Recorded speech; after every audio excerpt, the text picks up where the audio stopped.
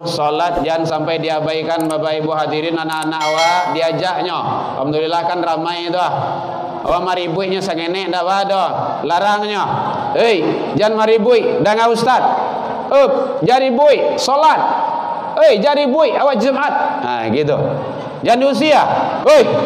Ribui karibui sah. Pulang. Contohnya jangan pulang-pulang, jangan. Contoh. Ayo pulang anak kau. Habis itu panggil lo anak wiri remaja datanglah. Hari lah jam 10 aja baraka wiri kau ustaz lah tiba. Hanya tingkai sudah jauh dari warnet. Mati salah kami bau sia saja. Hanya walian kau balik. Jam pulang lo.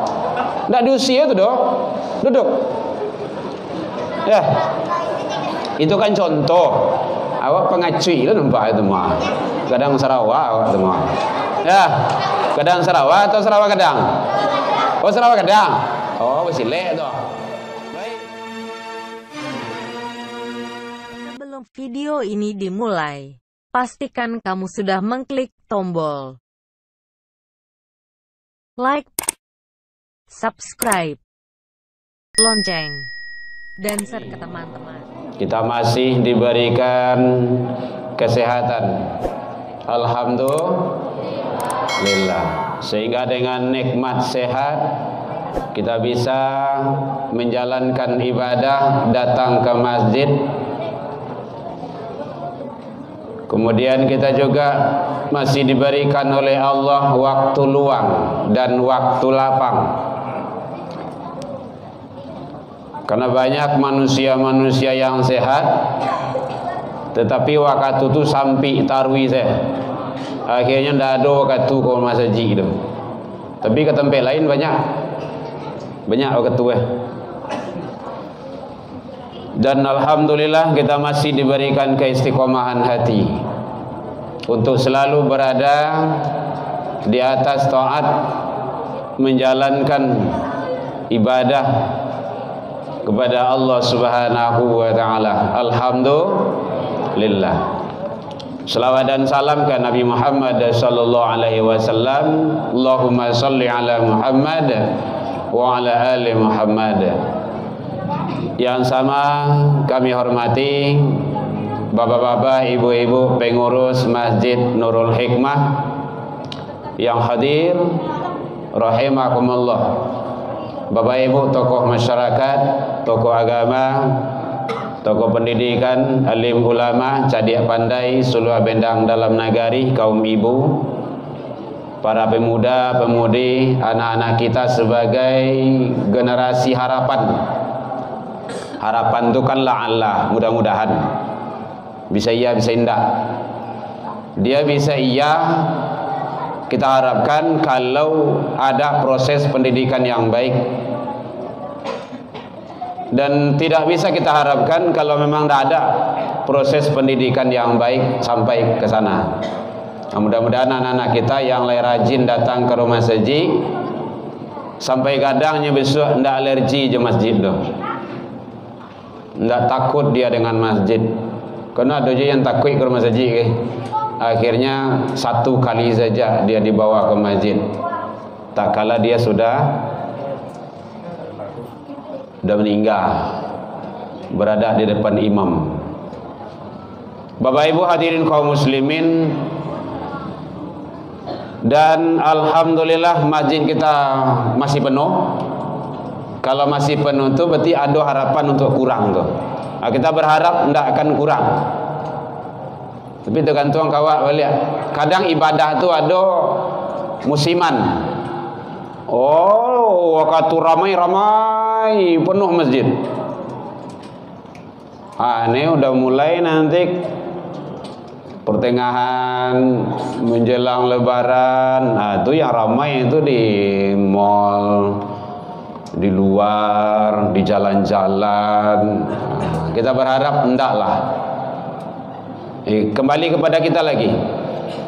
Seharusnya di bulan Ramadan ini umat Islam seluruhnya seharusnya dia menjadi orang yang beruntung. Karena nanti Allah akan berikan predikat la'allakum tattaqun. Ketakwaan itu bisa didapat kalau dijalankan proses dari awal. Dan bisa juga tidak, karena hadis ada yang menjelaskan tentang masalah ghufiralahu, ampunan. Ada manusia yang mendapat ampunan, ada yang tidak. Kapan dia mendapat ampunan itu? Kalau dia menjalankan Ramadan itu dengan sebaik-baiknya. Tapi kalau dari awal saja, beko di akhir sakit lah kok, tengah-tengah hindak, itu kan tidak baik dalam proses pelaksanaan ibadah. Tapi bagaimana terus menerus? Bapak Ibu hadirin kaum muslimin rahimakumullah. Maka ada manusia-manusia yang diberikan predikat keberuntungan, manusia yang mendapat maghfirah, manusia yang mendapat ampunan dari Allah itu satu. Ada yang kamu catat? Nah, catat salah tu deh. Satu. Yang pertama, dia memang melaksanakan puasa itu sendiri. Jadi orang yang beruntung itu, dia betul-betul melaksanakan puasa. Kalau tidak melaksanakan puasa, dia tidak. Nyo kadang ada je tu. Lah datang bulan Ramadan, ndak yo puasanya dah. Apalagi kalau bulan lain. Sedang yang wajib lagi jarang juga, apalagi yang sunat. Maka manusia yang beruntung itu dia memang betul melaksanakan Ramadan, puasanya itu. Karena hadis yang dikatakan Rasul itu man shoma Ramadana, itu sudah populer hadisnya itu. Siapa yang berpuasa Ramadan imanan wa ihtisaban, maka dia mendapat ghufiralahu, ampunan. Jadi satu adalah puasa. Bagaimana kalau dia tidak berpuasa tanpa uzur dan halangan syariat? Maka dia tidak ada mendapat maghfirah, keberuntungan, la'allakum tattaqun, itu tidak bisa diperolehnya. Jadi bapak-bapak, ibu-ibu, jamaah kaum muslimin seluruhnya, baik yang mendengar langsung di masjid kita ini ataupun yang di luar, yang sedang lewat di jalan ataupun di YouTube nantinya, puasa jangan sampai tinggal tanpa ada halangan syariat. Qala Rasul, man aftara yauman min Ramadan bala uzrin. Sia yang sengaja ndak berpuasa di bulan Ramadan tanpa uzur larangan syariat, lam yakdihi siyamud dahri wa insamahu, besoknya bayar di hari yang lain, bulan yang lain, ndak bisa dibayar walau dia puasa sepanjang masa. Lai puasa sampai 2024 ndak bisa diganti itu. Kenapa? Dia bala uzrin, tanpa uzur. Mayang uzur tu, faman kana minkum maridan, kalau nyo sakit, au ala safarin, dalam musafir, nyo sakit, beliau tu umur lah 95 tahun atau 100 kurang sangene, beliau sakit konsumsi UB. Kata dokter, Pak, sekarang Bapak harus konsumsi UB, taruh mana rui, ndak boleh tinggal. Kalau tinggal saja ciek jadi sekali saya ndak diminum UB tu, Pak mati, kata dokter. Tu takui gaya ingin duit je baru tu mah, maka boleh ndak berpuasa. Itu uzur namanya itu. Atau perempuan biasanya dalam sebulan tu kan dapat jatah itu halangan yang namanya menstruasi dalam ilmu fikih, kecuali mencret. Kalau mencret lain talak lanjutan. Tapi kalau halangan syariat menstruasi itu boleh ndak berpuasa. Malah kalau puasa berdosa olehnya. Itu halangan syariat itu. Kalau ndak ada halangan syariat jangan sampai ndak. Alasan latih lah, sibuk karajo lah, panik lah, ini segala macam, jangan lembur, dah. puasa. Nah, kalau memang sudah halangan syariat tu boleh tu nanti diqadha kalau taluk. Tapi kalau ndak mungkin diqadha dah. Yang sakit nang gaek tadi itu ndak mungkin. Atau ibu-ibu ko malayan. Malayan ko carilah dulu. Setiap tahun malayan tahu ndak? Nya ada je ibu-ibu ko dek saking semangatnya ko tiap tahun malayan. Karena ajak konsultasi. Apa malayan biasanya? Ibu tiap tahun malayan. Iyo, ndak usah puasa. Fidyah saja. Fidyatum ta'amu miskin. Fidyah itu ta'am. Ingat itu ta'am, memberi makan miskin. Bila pembayarannya itu lebih afdal dalam Ramadan. Jangan ditunggu. Iya kalau sampai rayuh muhwa, hendak kok meninggal membawa utang Nah gitu, bayar langsung. Hadirin kaum muslimin, jadi yang berpuasa Allah berikan kepada hamba tersebut maghfirah dan ampunan. Yang kedua, orang yang mendapat keberuntungan maghfirah ampunan dari Allah di bulan Ramadan ini, yaitunya yang melaksanakan puasa salat. Puasa lah tadi, salat. Nyo kadang-kadang ada je puasa lain sembahyang dak. Ada. Atau sama namanya babaju lai bahasa Rawa indah. Bentuk tu calik seseorang. Itu kan aneh cara beribadah itu. Puasa talok dia nya. Tapi solat kau balik mana? Boleh datang ke rumah saji. Wal yang balik mana? Padahal solat itu menentukan, Bapak Ibu hadirin. Tolong diingat ya, salat selalu diingatkan oleh guru kita. Salat. Bantu kaji nak doa lain sama. Sumbayang ke sumbayang sana dibaca. Iyo. Sadang le dingian taruh salat tu lain dak yo. 5 waktu tu dingian sehari semalam tu. Lain dak yo. Apalagi kalau ndak dingian.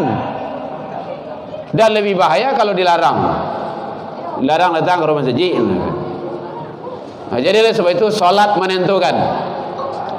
Banyak banang, kekayaan, pangkat dan jabatan, banyak anak, banyak harta, kalau ndak salat ndak ada gunoi duit. Jadi manusia-manusia yang mengajai duit tu pagi-pagi pulang malam bantiang tulang peras keringat tanpa ada ibadah, hati-hati itu. Onyo kayo, iya, itu istidraj itu. Anaknya banyak, hartanya berlimpah, kekayaannya selalu ada, dia rukun dan damai, sehat-sehat saja. Tapi nya ndak pernah ibadah, ndak pernah solat. Ndak, do sakit-sakitnya dah. Jangan senang dulu. Istidraj itu artinya bala musibah bencana yang diundur. Nya pasti tiba. Qarun gara-gara itu hancurnya tu. Awalnya Qarun tu orang baik. Bacalah di dalam riwayat itu, orang baik. Tapi karena harta dia khilaf, akhirnya tenggelam. Makanya jangan sampai gara-gara harta, gara-gara anak, bapak-bapak, ibu-ibu yang mengasuh cucu, jangan gara-gara cucu awak ndak ke rumah saji. Dulu gara-gara anak dia panik embo dia anak embo ndak bisa menggari salah ya dah. Sudah itu ndak ada anak lah dah. Cucu tinggal lah. Entahlah cucu embo. Habis itu sial lah. Cicik lah. Bilo kata tu ke rumah saji itu bilo. Lah selalu awak wirid siku tu. Perlu pertimbangan dia awak tu. Apalagi kalau awak pensiun awak lah gaek-gaek ke Bapak Ibu. Jangan banyak mana di rumah tu, di rumah saji banyak leh. Siap maghrib tu sampai isya dah usah pulang. Solat sunnah, panik solat sunnah, baca Al-Quran, panik baca Al-Quran, zikir, panik baca zikir. Bagoleh esek lu. Lalunya masuk ke tu dah. Solat lu boleh tak? zikir lah balik. Gitu caranya. Habiskan waktu kita untuk ibadah. Kenapa? Selama kola banyak waktu awak untuk dunia. Jadi oleh sebab itu hadirin, yang melaksanakan ibadah solat, maka dia mendapat keberuntungan dalam pandangan Allah dan Rasul. Karena ibadah solat adalah pertama kali nanti diperiksa di hari kiamat. Jangan ada tak percaya. Laisa wanah itu ustaznya. Nyo ada jauh itu tu. Kalau tak percaya, matilah dulu. Habis itu kita tahu suat. Kalau lebih bisa, kalau enggak, taruhi salah. Enggak ada ceritanya Rasulullah dengan anak kandung seorang. Fatimah, salat. Salat. Kata Rasul. Saya Rasulullah bapakmu. Enggak bisa besok menolong di akhirat kalau engkau enggak salat. Salat sayang. Rasulullah jo anak kandung seorang. Kan bisa saja Rasul ngomong, Fatimah, tenang saja, nanti ada papi di akhirat. Aman itu. Tapi enggak. Dia oleh sebab itu, solat jangan sampai diabaikan. Bapak ibu hadirin, anak-anak awak diajaknya. Alhamdulillah kan ramai itu. Awak maribuinya sangenek dah ada. Larangnya. Jangan maribui, dah ngah ustaz. Jari bui, solat. Jari bui, awak Jumat. Gitu. Jangan usia. Ribui sah pulang. Contoh, jangan pulang, jangan. Contoh, ayo pulang anak kau. Habis tu panggil lo anak wirid remaja datanglah. Hari lah jam 10 jam barakah wirid kau ustaz lah tiba. Hanya tingkai saja dari jauh dari warnet. Mati salah kami bau sia saja. Hanya walian kau balik. Jangan pulang lo. Tak ada usia tu doh. Duduk. Ya. Itu kan contoh. Awak pengacui lah nampak itu mah. Kadang Sarawak awak tu mah. Ya. Kadang Sarawak atau Sarawak kadang? Oh Sarawak kadang. Oh bersilek tu. Baik Bapak Ibu. Jadi ajak anak cucu awak ajak ke rumah saji. Jangan usia. Tidak ada Rasulullah ngusir anak dari masjid, tidak ada. Ini pesan Dewan Masjid, makanya kita sampaikan. Karena kita bahagian dari anggota Dewan Masjid. Jadi tidak ada Rasulullah mengusir anak dari masjid. Ingat Bapak Ibu, bagaluiknya, maribuiknya, menangisnya, mahariaknya di rumah saji 5, 6, 70 tahun yang akan datang. Anak menangi tadi itu nang kamar ramayan Nurul Hikmah kok. Kini awak lah 60 tambah umur 60 lain nantinya. Lepas tu hendak untuk orang lah tu dah. Dia. Jadi oleh sebab itu didik, bawa, ramaikan masjid untuk selalu kita taat kepada Allah Subhanahu wa taala. Kemudian salat sunnah tarawih jangan sampai tinggal. Bapak-bapak, ibu-ibu jamaah kaum muslimin, kita jam 8:30 selesai. 3 menit lagi. Salat sunat tarawih. Man qama lailatal iman, siapa yang salat sunat tarawih bersama imam hatta sampai selesai melaksanakan salat tarawih itu, maka taktubul, dia dicatat, ditulis lailatal siyamul lailatal qiyamul lailah, dia bagaikan mendirikan malam. Jadi salat sunnah tarawih itu sangat luar biasa pahalanya. Makanya ada mangkoma. Kalau mansoma untuk puasa, mangkoma siapa yang mendirikan malam itu salat tarawih, salat witir, salat tahajud, baca Al-Quran, zikir dan amalia-amalia lainnya. Siapa yang mendirikan malam, maka dia mendapat ghufiralahu, ampunan Allah Subhanahu wa ta'ala.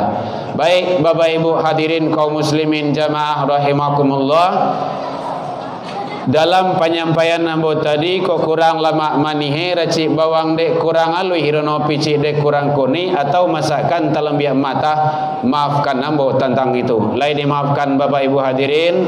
Alhamdulillah, jauh dari itu kita juga sudah saling maaf memaafkan. Kadang-kadang dalam kajian kita wirid di sini yang tidak berkenan, mudah-mudahan semuanya kita serahkan kepada Allah Subhanahu wa taala. Semoga Allah memberikan yang terbaik bagi kita, keluarga kita, anak turunan kita dalam rangka meraih ridha Allah Subhanahu wa taala.